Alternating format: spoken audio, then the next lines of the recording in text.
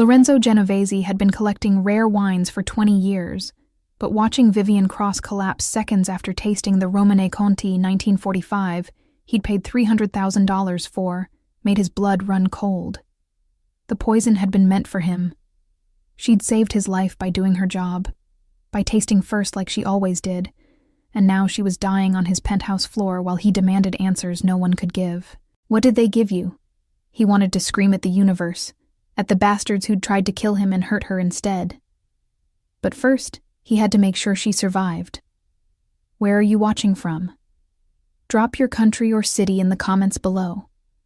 And if you want exclusive access to bonus content and early releases, click that join button to become a member.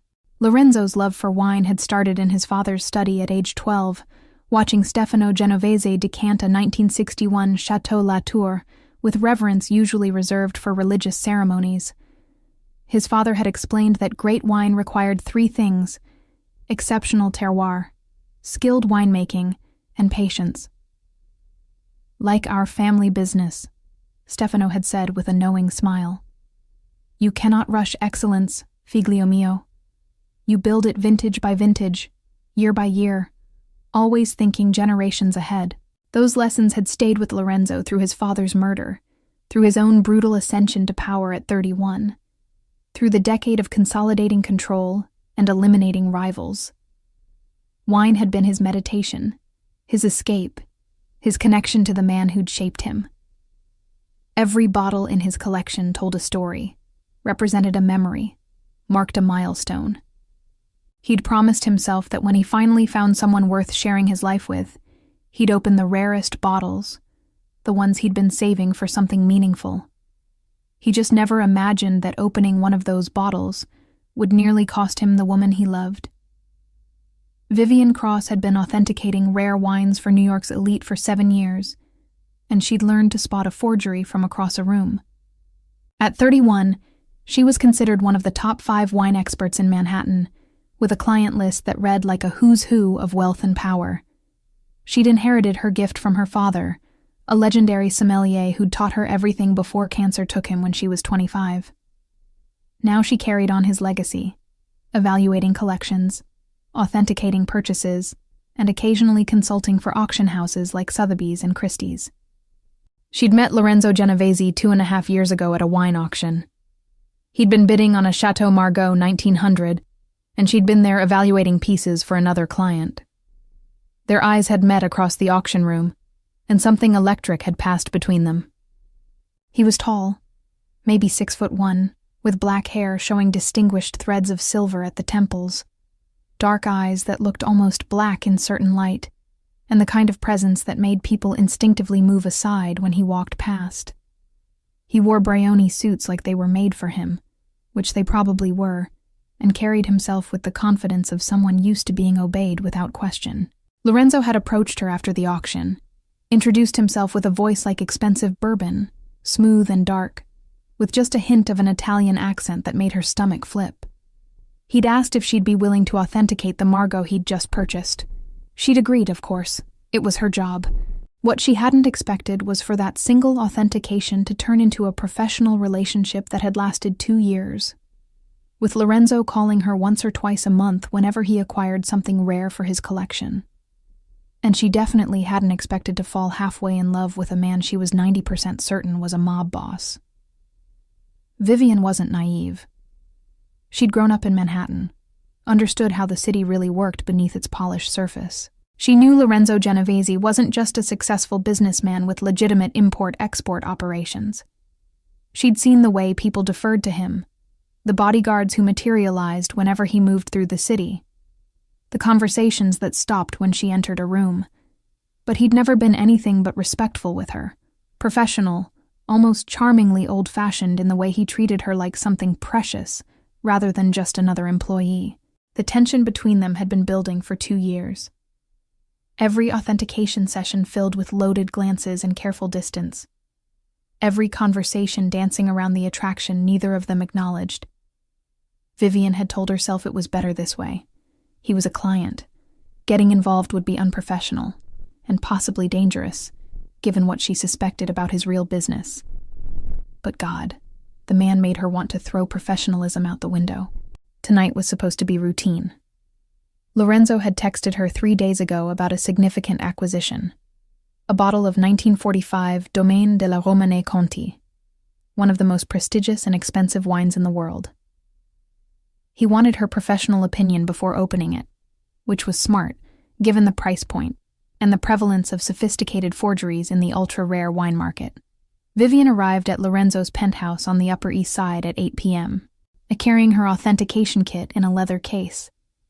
She wore a black cocktail dress that hit just above the knee, elegant but professional, with her platinum blonde hair styled in loose waves that fell past her shoulders.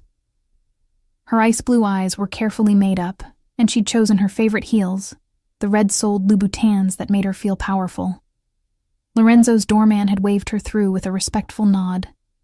She'd been here enough times that the building staff knew her on sight. The private elevator opened directly into Lorenzo's penthouse, and she stepped into the foyer with its marble floors and original artwork that probably cost more than most people's houses. "Vivian," Lorenzo's voice came from the living room. "Thank you for coming." She walked into the expansive space with its floor-to-ceiling windows overlooking Central Park. And there he was. Lorenzo Genovese in his natural habitat, powerful and magnetic, wearing charcoal dress pants and a white shirt with the sleeves rolled up to reveal strong forearms. His dark hair was slightly tousled like he'd been running his hands through it, and those almost black eyes tracked her movement across the room with an intensity that made her breath catch. He was 41, she knew, though he wore the years well.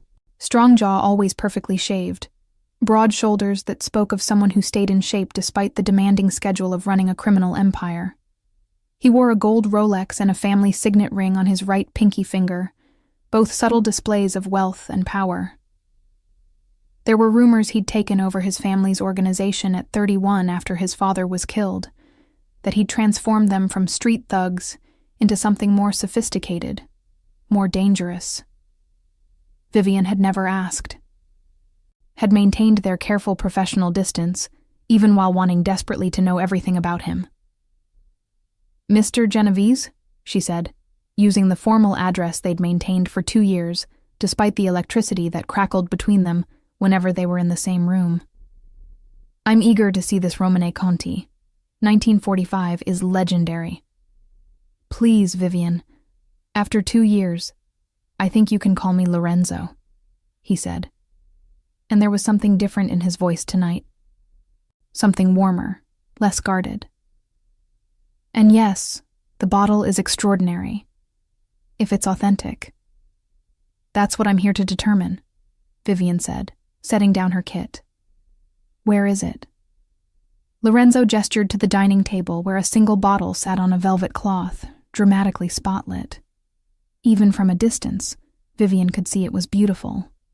The label aged to perfection, the fill level exactly where it should be for a 75-year-old wine, the capsule showing appropriate oxidation. She approached it like the precious artifact it was, pulling out her loupe, her UV light, her provenance verification tools. Lorenzo stood close enough that she could smell his cologne, something expensive and masculine with notes of cedar and bergamot. She forced herself to focus on the wine. "May I?" she asked, gesturing to lift the bottle. "Of course." Vivian examined every detail. The glass was hand-blown, appropriate for the era.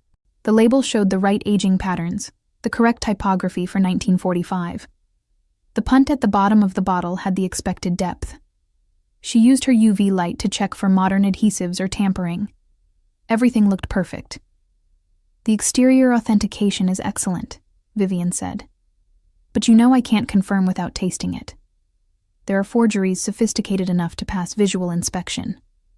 "I know," Lorenzo said. "That's why you're here. Open it."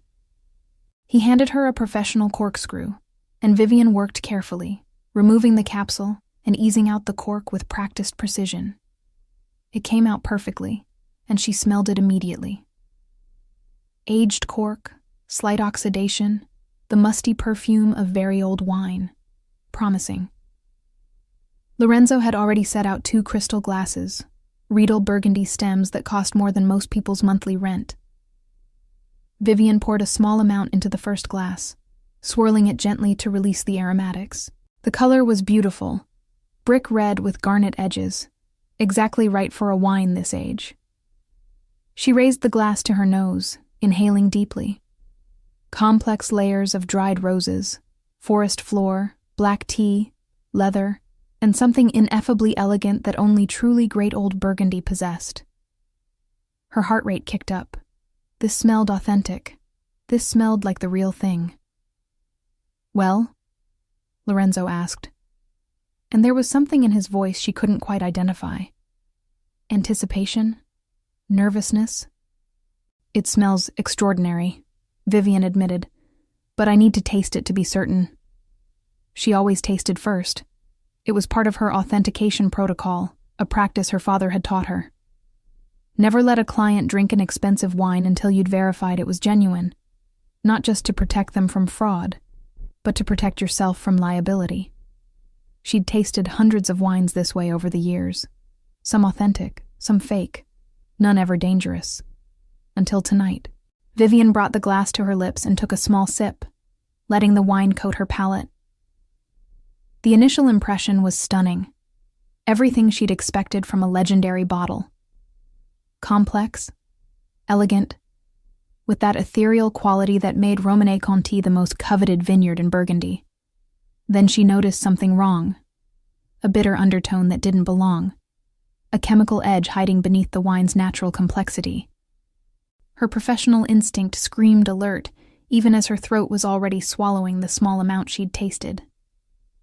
"Something's wrong," Vivian said, setting down the glass. "There's a taste that shouldn't be." The room tilted, her vision blurred at the edges. Her legs gave out without warning, and she was falling, the marble floor rushing up to meet her. Strong arms caught her before she hit the ground. Lorenzo's face swam into focus above her, his dark eyes wide with horror. "Vivian. Vivian." His voice sounded distant, like she was underwater. "Marco, get the doctor here now. Tell him possible poisoning." Poisoning. The word echoed in Vivian's fading consciousness. Someone had poisoned the wine. Someone had tried to kill Lorenzo, and she'd tasted it first like she always did. She'd saved his life without knowing there was a threat. Her vision went dark. The last thing she heard was Lorenzo's voice, rough with emotion. "Stay with me, Bellissima. Don't you dare die on me. Stay with me." Then nothing. Vivian woke slowly, awareness returning in fragments. Soft sheets beneath her. The steady beep of medical equipment. A hand holding hers with desperate gentleness. She forced her eyes open and found herself in an unfamiliar bedroom. Morning light streaming through gauzy curtains. Lorenzo was slumped in a chair beside the bed, still wearing his clothes from last night, now rumpled and stained. His hair was a mess, his face haggard, and he was holding her hand like it was the only thing keeping him anchored to earth. When her fingers moved slightly, his head snapped up. "Vivian," he breathed, and the raw relief in his voice made her chest ache. "Grazie a Dio. You're awake." "What happened?" Vivian's voice came out rough, her throat burning. "You were poisoned," Lorenzo said flatly. "The wine. Someone put ricin in the Romanée-Conti. You tasted it, and you collapsed. You've been unconscious for 16 hours. Ricin. Vivian's medical knowledge was limited, but she knew ricin was deadly, that there was no real antidote, that survival depended on how much entered your system and how quickly you got treatment. "I'm alive," she said unnecessarily. "Barely," Lorenzo said, and there was fury beneath the relief in his voice. "My doctor said if you'd swallowed much more, if we'd been even 10 minutes slower with treatment, you'd be dead. As it is, you're going to feel like hell for a few days." Vivian became aware of an IV in her arm, of the lingering nausea in her stomach, of how weak her body felt. "The poison was meant for you," she said, understanding clicking into place. You would have drunk it if I hadn't tasted first. Yes, Lorenzo said simply. You saved my life, Vivian. By doing your job, by being cautious and professional like always, you saved my life. Who did this? Vivian asked. Who tried to kill you? Lorenzo's expression went cold, dangerous in a way she'd never seen before. I have a very good idea. The Rossi family. They've been trying to push into my territory for months, and this would be their style. Quiet. Sophisticated. Make it look like an accident. A tragic case of bad wine. The Rossi family, Vivian repeated. She'd heard whispers about them. Another Italian crime family based in Brooklyn. Old rivals of the Genovese organization. They're the ones who put the bottle up for auction? That's what I'm going to find out, Lorenzo said grimly. But first, you need to understand something. They know the assassination attempt failed. They might not know you tasted the wine, might think I survived because I was careful or lucky. But they're going to try again. And if they find out about you, if they realize you're connected to me, you become a target. Fear spiked through Vivian's chest. What are you saying? I'm saying you can't go home. Not until I've handled this threat.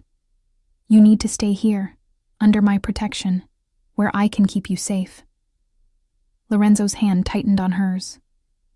Please, Vivian. I know I don't have the right to ask. I know this wasn't what you signed up for when you agreed to authenticate wines for me, but please, let me protect you. Vivian should refuse. Should insist on going home, on contacting the police, on doing anything other than staying in a mob boss's penthouse while he waged war on a rival crime family. But she looked at Lorenzo's face, at the desperate worry in his dark eyes, at the way he was holding her hand like she was something infinitely precious, and she found herself nodding. Okay, she whispered. I'll stay. The relief that flooded Lorenzo's expression was almost painful to witness. Thank you, he said roughly. I swear to you, Vivian, I won't let anything else happen to you. You're under my protection now, and that means something. No one touches you. No one. Over the next 3 days, Vivian recovered in Lorenzo's penthouse while learning exactly how deep his world ran. Men came and went at all hours, reporting to him in rapid Italian that she mostly couldn't follow. She caught words here and there, enough to understand he was coordinating a response to the Rossi family's attack, gathering intelligence, preparing for retaliation. He'd moved her into his guest room, respecting her space even though the tension between them had ratcheted up to nearly unbearable levels. Every time he checked on her, which was frequently, the air felt charged with everything they'd left unsaid for 2 years. On the 3rd day, Vivian felt strong enough to leave the bedroom. She found Lorenzo in his study, standing by the windows overlooking the city, a glass of whiskey in his hand. He'd changed into fresh clothes, black pants, and a gray Henley that clung to his broad shoulders. But he looked exhausted. You should be resting, he said without turning around. I've been resting for 3 days, Vivian said, moving to stand beside him. I'm going stir-crazy. Better stir-crazy than dead, Lorenzo said bluntly. He finally looked at her, and something flickered in his dark eyes. You're wearing my shirt. Vivian glanced down at the oversized dress shirt she'd borrowed from his closet since her cocktail dress wasn't exactly comfortable loungewear. I didn't think you'd mind. All my clothes are at my apartment. I don't mind, Lorenzo said, his voice rougher. You look good in my clothes. You look good in my space. You look good in my life, Vivian, which is a problem because my life is dangerous, and you nearly died because of it. I nearly died doing my job, Vivian corrected. This wasn't your fault, Lorenzo. Wasn't it? He challenged. I bought that wine. I brought it into my home. I asked you to come here, to taste it, to put yourself in danger without even knowing there was a threat. How is that not my fault? Because you didn't poison it, Vivian said firmly. The Rossi family did. They're the ones responsible, not you. The Rossi family is going to pay for what they did, Lorenzo said, and there was cold promise in his voice. I'm going to dismantle their operation piece by piece. I'm going to make sure they understand that trying to kill me is one thing, but hurting an innocent woman who works for me is unforgivable. I'm not innocent, Vivian said quietly. I've known what you are for 2 years, Lorenzo. I've known you're involved in organized crime, that you run an empire built on things that aren't exactly legal. I made a choice to keep working for you anyway. That's not innocence. That's a conscious decision. Lorenzo turned to face her fully, setting down his whiskey glass. Why did you make that choice? You could have walked away after that first authentication, could have refused my calls, but you kept coming back. Why? You know why, Vivian said, her heart pounding. I want to hear you say it. Because I wanted to see you, Vivian admitted, the words tumbling out after 2 years of holding them back. Because every time you called, I got excited. Because I spent 2 years looking forward to our sessions, to the way you looked at me, to the tension between us that neither of us would acknowledge. Because somewhere along the way, I fell for you, Lorenzo. Even knowing what you are. Maybe because of what you are. The air between them felt electric. Lorenzo closed the distance between them in 2 strides, his hands coming up to frame her face with a gentleness that belied his dangerous reputation. I've wanted you since the moment I saw you at that auction, Lorenzo said, his voice low and intense. But you worked for me, and I have rules about not crossing those lines. I've spent 2 years maintaining professional distance, treating you with respect, not acting on the things I wanted to do every time you walked into a room. And then you almost died in my arms. And I realized rules don't mean a damn thing if you're not alive to protect. What are you saying? Vivian whispered, though she thought she knew. I'm saying I love you, Lorenzo said simply. I'm saying I've been in love with you for longer than I want to admit. I'm saying that watching you collapse, thinking I'd lost you before I ever really had you, was the worst moment of my life. And I'm saying that if you want this, if you want me despite the danger and the darkness and everything that comes with my world, then I'm yours, completely. Vivian's answer was to pull him down and kiss him. It was everything 2 years of tension had promised and more. Lorenzo kissed like he did everything else, with focus and intensity and barely controlled hunger. His hands stayed gentle on her face, even as the kiss deepened, even as Vivian pressed closer and opened her mouth to let him in. She could taste whiskey on his tongue, could feel the slight scrape of stubble against her jaw, could feel the hard planes of his body against her softer curves. When they finally broke apart, both breathing hard, Lorenzo rested his forehead against hers. Tell me to stop, he murmured. Tell me you need more time to recover, that this is too fast, and I'll walk away. I'll go back to keeping my distance until you're ready. Don't you dare, Vivian said fiercely. I've waited 2 years for this. I'm not waiting anymore. Lorenzo made a sound low in his throat and kissed her again. Harder this time, with less restraint. His hands moved from her face to her waist, pulling her flush against him, and Vivian could feel the evidence of his want pressing against her hip. She'd never been more certain of anything in her life. Bedroom, she gasped between kisses. Now. You're still recovering. Lorenzo, if you don't take me to bed right now, I'm going to combust. He swept her up into his arms with effortless strength and carried her down the hallway, not to the guest room she'd been using, but to his own bedroom. The space was masculine and sophisticated, all dark wood and expensive linens, with that same stunning view of Central Park. Lorenzo set her down beside the massive bed, his dark eyes searching her face. Last chance to change your mind, Bellissima, because once we do this, I'm not letting you go. That's not who I am. Good, Vivian said, already reaching for the hem of his shirt, because I don't want you to let go. What followed was a revelation.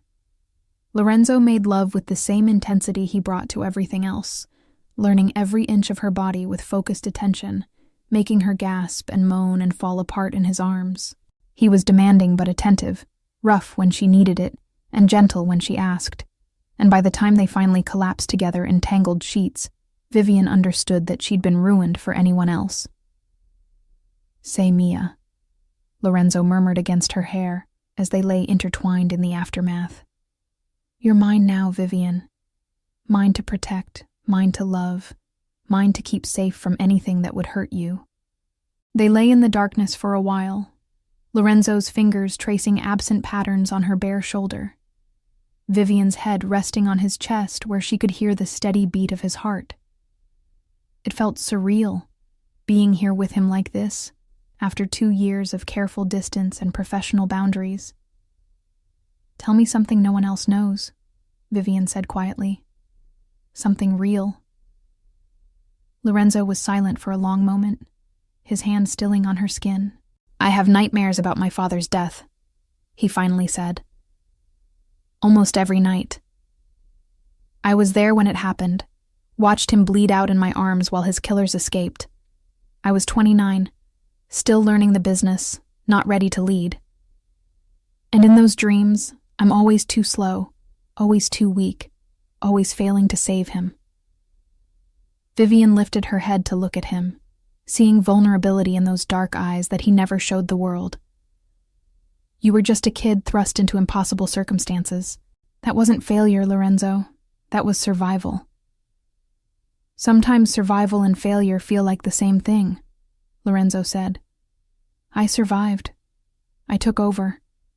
I became what the family needed. But I've spent 12 years wondering if I'm doing it right. If he'd be proud, if I'm honoring his legacy or destroying it." "He'd be proud," Vivian said with certainty. "You've built something sophisticated, something that lasts. You protect your people. You have principles, even if they're not conventional ones. That's legacy, Lorenzo." He pulled her closer, pressing a kiss to her forehead. "You see the best in me, Bellissima, even the parts I'm not sure deserve it." "Possessive," Vivian said, but she was smiling. "When it comes to you?" "Absolutely," Lorenzo confirmed. He propped himself up on one elbow to look down at her. "I need you to understand what this means. You're not just in my bed now. You're in my life. My enemies will see you as a weakness, a way to get to me. The Rossi family especially. This makes you a target." "Then we deal with that together," Vivian said. "I'm not some delicate flower who needs to be locked in a tower, Lorenzo. I know how to take care of myself." "I know you do," Lorenzo said, "but let me take care of you anyway.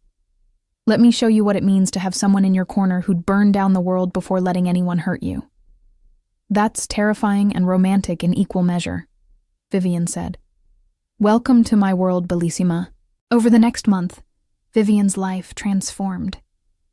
She moved into Lorenzo's penthouse officially, not just as a temporary guest, but as his partner, his lover, the woman who'd somehow captured the heart of New York's most dangerous man. Her wine authentication business continued, but now with the implicit protection of the Genovese name, which opened doors that had previously been closed and made certain clients suddenly very eager to work with her. Lorenzo was attentive and possessive in equal measure, always wanting to know where she was, always making sure she had security when she left the penthouse. Vivian found she didn't mind. After years of being alone, of being independent out of necessity rather than choice, having someone care so deeply about her safety felt like a gift. Their first official date was 3 weeks after that night. Lorenzo took her to his wine cellar beneath one of his legitimate businesses, a temperature-controlled vault that held millions of dollars worth of rare bottles. "This is incredible," Vivian breathed, walking between rows of wines she'd only ever dreamed of tasting. "Some of these bottles are museum pieces." "I want you to manage this collection," Lorenzo said. "Not just authenticate, but curate. Buy for me. Sell what doesn't fit. Build something extraordinary. I trust your expertise, And I want you to have a role in my life beyond just being my lover." "You're serious?" Vivian asked. "Completely. Name your price." "I don't want your money," Vivian said, "but I want access. I want to create the finest private wine collection in New York. Can you handle that?" "Bellissima. I can give you anything you want," Lorenzo said, pulling her close. "Anything except safety from my world. That's the one thing I can't promise." "Then promise me you'll always be honest," Vivian said. "Don't hide things from me to protect me. Treat me like a partner, not a fragile thing to be sheltered." "I can do that," Lorenzo agreed. He kissed her deeply, pressing her back against a wine rack with 6-figure bottles on either side. "Though right now, all I want to do is take you against this rack and make you scream my name." "In the wine cellar?" Vivian asked, even as heat pooled low in her belly. "Especially in the wine cellar," Lorenzo said, already sliding his hand under her skirt. "I want to make love to you surrounded by millions of dollars of wine. Want to hear you moan while you're pressed against bottles worth more than most people make in a year." "That's obscene," Vivian gasped as his fingers found her center. "That's us," Lorenzo said, and proceeded to make good on his promise. Their second date was at a charity gala in Manhattan, Vivian wearing a stunning red gown that Lorenzo had bought her, his hand possessive on her lower back as they moved through the crowd. She saw the way people looked at them, the speculation in their eyes. Lorenzo Genovese's new woman, the sommelier who'd somehow captured his attention.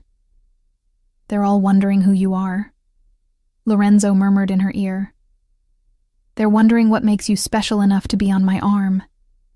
"And what would you tell them?" Vivian asked. "That you're the woman who saved my life, the woman who sees all of me and loves me anyway, the woman I'm going to marry as soon as she'll have me." Vivian nearly tripped over her own feet. "What?" "Too soon?" Lorenzo asked, amused. "We've known each other 2 years, Bellissima. I've wanted you the entire time. Now that I have you, I'm not letting go. So yes, I'm going to marry you, eventually, when you're ready." "You're insane," Vivian said, but her heart was racing with excitement rather than fear. "About you? Absolutely." But their happiness was interrupted 2 days later when the Rossi family made their second move. Vivian was at her small office in Tribeca, examining a collection a new client wanted authenticated, when the door burst open and 3 men rushed in. She recognized the threat immediately, her hand going to the panic button Lorenzo had installed under her desk. But before she could press it, one of the men grabbed her, yanking her away from the desk. "Vivian Cross," the man said. "Don Genovese's pretty little wine expert. You're coming with us." "Like hell I am," Vivian said, and drove her knee up into his groin with all her strength. The man doubled over with a curse, and Vivian ran for the door. She almost made it before another attacker grabbed her from behind. She fought, screaming, scratching, using every self-defense technique she'd learned growing up in New York. She heard gunfire, felt the man holding her jerk and fall, taking her down with him. Then Lorenzo's men were there, his security team that had been watching her building, more gunfire. Vivian covered her head and tried to make herself small. Someone was shouting in Italian. Glass shattered. Then strong hands were pulling her up, and she was looking into Marco's face, Lorenzo's right-hand man. "Are you hurt?" Marco demanded. "No, I'm okay, Vivian looked down and saw blood on her arm, a cut from broken glass, but nothing serious. "Where's Lorenzo?" "On his way. Come on, we need to get you out of here." They hustled her out through the back entrance to a waiting SUV. Vivian's heart was pounding, adrenaline making her shake. They'd tried to take her. The Rossi family had tried to kidnap her to get to Lorenzo. Lorenzo was waiting at the penthouse when they arrived, and the fury on his face was terrifying. But when he saw her, when he crossed the room and pulled her into his arms, the fury melted into desperate relief. "Did they hurt you?" he demanded, holding her at arm's length to examine her for injuries. Marco said there was blood. "Just a cut from glass," Vivian assured him. "I'm okay, Lorenzo. Your men got there in time." They shouldn't have gotten close enough to try, Lorenzo said darkly. This ends now. The Rossi family wants war. They'll get war. What are you going to do? Vivian asked, though she was afraid she already knew. What I should have done weeks ago. Eliminate the threat completely. Lorenzo cupped her face gently despite the violence in his voice. They tried to poison me and nearly killed you. Then they tried to kidnap you from your own office. They're escalating, which means I need to end this before they get another chance. Be careful, Vivian whispered. I just found you. I'm not ready to lose you. You're not going to lose me, Lorenzo promised. I've been doing this for 20 years, Bellissima. The Rossi family is old and weak. They're about to learn what happens when you come after what's mine. He left that night with 20 of his best men. Vivian paced the penthouse like a caged animal, unable to sleep, unable to do anything but worry. Marco stayed with her, standing guard even though the penthouse security was impenetrable. He'll be fine, Marco said after midnight when Vivian had worn a path in the expensive rug. I've been with Lorenzo since we were teenagers. He doesn't take unnecessary risks. This whole thing is an unnecessary risk, Vivian said. He's going to war with another family because of me. He's going to war because they tried to kill him, Marco corrected. You're just the reason he's ending it rather than letting it drag out. Before you, he might have been content with a stalemate. Now he has something to protect, someone to come home to. That makes him more dangerous, not less. Vivian wanted to ask more, but her phone buzzed. Lorenzo. One word. Done. He came home at 4 a.m., blood on his knuckles but otherwise unharmed. Vivian threw herself into his arms and he caught her, holding her tight while she shook with relief. It's over, Lorenzo said into her hair. Don Carlo Rossi is dead. His lieutenants are scattered. The family will collapse within a week. You're safe, Vivian. No one else is coming after you. Did you... Vivian couldn't finish the question. Kill him myself? Yes. Lorenzo pulled back to look at her. Does that scare you? Does knowing I'm capable of that change how you feel? Vivian thought about it honestly. Lorenzo had killed a man tonight. Had probably killed several men. He'd gone to war for her, eliminated threats, done terrible things to keep her safe. And she should be horrified, should be running for the door and never looking back. Instead, she pulled him down for a fierce kiss. Thank you, she whispered against his mouth. Thank you for protecting me. Thank you for coming back. Thank you for being someone who'd burn the world down before letting anyone hurt me. Always, Lorenzo promised. For the rest of my life, Bellissima.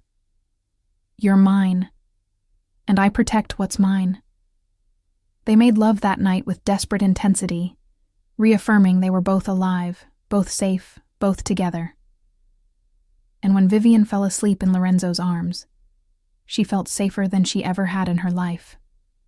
2 months after the poisoning, Lorenzo took Vivian back to Sotheby's auction house where they'd first met. She was confused when he insisted they attend what seemed like a routine wine auction. Even more confused when he bid $200,000 on a lot she knew was overpriced. Why did you buy that? Vivian asked as they moved to the private viewing room where high-value purchases could be examined before taking possession. I didn't buy the wine, Lorenzo said. I bought the moment. Come here. He led her to the table where his purchase sat displayed on velvet. But when Vivian looked closer, she saw the bottle wasn't wine at all. It was a prop, and inside it, nestled where wine should be, was a ring box. Lorenzo, Vivian breathed. He opened the box to reveal a ring that took her breath away. A ruby the color of fine wine, surrounded by diamonds that caught the light like stars. It was unusual, sophisticated, and absolutely perfect. 2.5 years ago, I saw you in this building, Lorenzo said, taking her hands. You were authenticating a Margot. and you had this look of complete concentration on your face, and I thought I'd never seen anything more beautiful. I hired you that night because I needed an excuse to see you again. I kept hiring you because every time I saw you, I fell a little more in love. Then you almost died, Lorenzo continued, his voice rough with emotion, and I realized I'd wasted 2 years being professional, being respectful, being careful, when what I should have been doing was showing you exactly how much you meant to me. So I'm not waiting anymore. I'm not being careful. I'm asking you right here, in the place where we met, to marry me. Vivian Cross, you're the most extraordinary woman I've ever known. You're brilliant and strong, and you see all of me, the good and the terrible, and you love me anyway. You saved my life by being cautious and thorough. Now I'm asking you to save it again by choosing to spend yours with me. Marry me, Bellissima. Be my wife. Let me spend the rest of my life keeping you safe and making you happy. Vivian was crying, mascara definitely running, and she didn't care. Yes, she said. Yes, of course, yes. I love you so much, Lorenzo. He slipped the ring on her finger and kissed her deeply, right there in the private viewing room of Sotheby's, probably scandalizing the staff who were discreetly watching. When they broke apart, Vivian was laughing through her tears. A fake wine bottle with a ring inside, she said. That's either the most romantic or most ridiculous proposal I've ever heard of. It's us, Lorenzo said with a smile. Wine brought us together. Wine nearly killed us both. And now wine is marking the beginning of our future. It's perfect. They were married 3 months later in a small ceremony at a vineyard in Tuscany, Italy, where Lorenzo's family had originated. Vivian wore a champagne-colored dress that made her look like an angel, her platinum blonde hair styled in elegant waves, her ice-blue eyes bright with happiness. Lorenzo wore a custom tuxedo and couldn't stop staring at his bride like she was a miracle he couldn't quite believe was real. His entire organization was there, along with Vivian's small circle of friends from the wine world. The ceremony was in Italian and English, and when Lorenzo said his vows, several people openly cried. You walked into my life evaluating wine, Lorenzo said, and you changed everything. You made me believe in love again, made me want something beyond power and control. You gave me a future worth living for. You are my heart, mio amore, my partner, my equal, my everything. Ti amo per sempre. I love you forever. You saw me when I was just doing my job, Vivian said through tears, and you made me feel like I was worth seeing. You protected me, cherished me, loved me even when it was dangerous. You gave me a home, a family, a life I never knew I wanted. You are my strength, my safety, my great love. I choose you, Lorenzo, today and every day for the rest of our lives. When they kissed as husband and wife, the cheering could probably be heard in the next vineyard over. Their honeymoon was 2 weeks touring wine regions across Europe, visiting historic vineyards and tasting wines that most people only dreamed about. Lorenzo was attentive and romantic, constantly surprising her with small gestures, always making sure she was happy. And Vivian had never been more content. 2 years after the poisoning, Vivian stood in the wine cellar of the Upper East Side mansion she now shared with Lorenzo, examining a new acquisition for their collection. They'd built something extraordinary together, one of the finest private wine collections in North America, with Vivian's expertise and Lorenzo's resources combining to create something truly special. Her hand rested unconsciously on her growing belly, 6 months pregnant with their first child. A daughter, they'd learned last week, though Lorenzo had already known somehow. Genovese men always have daughters first, he'd said with such certainty that Vivian had laughed. It's tradition, the universe's way of keeping us humble. They'd argued playfully about names for weeks. Lorenzo wanted Stefania, after his father. Vivian preferred Aurora, after the goddess of dawn, new beginnings. They'd eventually compromised on Stefania Aurora Genovese, a name that honored the past while looking toward the future.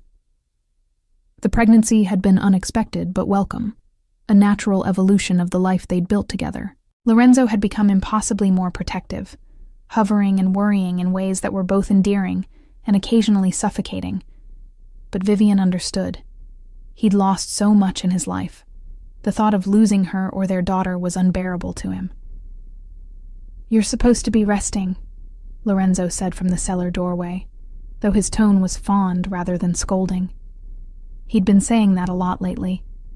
"I'm examining wine, not running a marathon," Vivian said. But she moved toward him anyway, letting him pull her close in that careful way he'd adopted since learning about the baby. "Besides, our daughter needs to learn the family business early. Our daughter is going to be spoiled beyond reason," Lorenzo said, his hand joining hers on her belly, "and protected like the crown jewels, and hopefully won't inherit my temper or your stubbornness." "She's definitely inheriting my stubbornness," Vivian said. "Someone needs to keep you in line." But the thing she was most proud of wasn't the collection itself. It was what they'd built together. A life, a partnership, a love that had survived poisoning and kidnapping attempts and the darkness of Lorenzo's world. The door to the cellar opened, and Lorenzo appeared, still wearing his suit from whatever business he'd handled that day. He smiled when he saw her, that special smile he reserved just for her, and crossed the space to pull her into his arms. "Find anything interesting?" he asked, pressing a kiss to her temple. "A 1947 Cheval Blanc that I think is authentic," Vivian said, "but I need to taste it to be certain." "Then let's taste it together," Lorenzo said. "But this time, I taste first." It had become their ritual. Every wine they opened, Lorenzo tasted first, his way of making sure nothing ever threatened her again. Vivian had argued at first, but she'd come to understand it was his way of showing love, of protecting her, of making sure history never repeated. They opened the bottle together, Lorenzo pouring 2 glasses with practiced ease. He tasted first, his sophisticated palate immediately identifying notes and characteristics. Then Vivian tasted, her professional expertise confirming authenticity. "It's real," she said, "and it's magnificent." "Not as magnificent as you," Lorenzo said, pulling her close. "You know I love you, right? Every single day, more than the day before." "I know," Vivian said, rising on her toes to kiss him. "I love you too, my dangerous, protective, wine-collecting mobster husband." "Your husband who would do anything for you," Lorenzo corrected. "Who'd burn down every wine collection in the world if it meant keeping you safe." "Good thing you don't have to," Vivian said, "because I'm exactly where I want to be. With you, surrounded by incredible wine, living a life I never imagined." "Sometimes the best things come from the worst moments," Lorenzo said thoughtfully. "I bought that Romane Conti to celebrate a business success. Instead, it nearly killed us both. But it also brought us together, forced us to stop pretending there wasn't something between us, made us face what we'd been dancing around for 2 years. "So you're saying getting poisoned was good for us?" Vivian asked, amused. "I'm saying that even terrible things can lead to extraordinary outcomes. You saved my life that night, and in doing so, you gave me a reason to really live. That's the best gift anyone's ever given me." Vivian set down her wine glass and wrapped her arms around Lorenzo's neck. "Then I guess we're even, because you saved me right back. Gave me a home, a family, a love I didn't think I'd ever find. You saw me, Lorenzo. Really saw me. And you chose me anyway." "I'll choose you every time, Bellissima," Lorenzo promised.